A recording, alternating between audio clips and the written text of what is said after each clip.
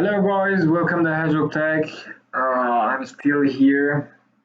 In this video, I'm gonna show you how can you add table of figures to your Word document. It's quite easy. Now I'm gonna open this document. In this document, there is some information about pandas, giant panda and baby pandas. As you can see, I have two figures in this document. Now I'm gonna add table of figures. How? Now I'm gonna simply go to top of my document, of course. Then and in the ribbon section, you can see a tab called References. I'm gonna click the References. In the References tab, you can see the captions.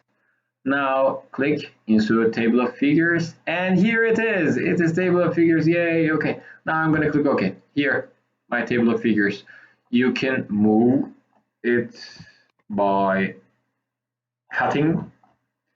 Then you can send it on the table of contents. Here, how hard it can be. Okay, anyone can do that. Just it's even nonsense to watch a video to do that. But of course, every watch is good for me because someone said it's way to making money.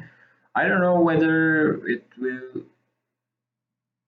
work, but I'm trying. Okay, I'm just hopeless. Okay, goodbye, guys. Goodbye.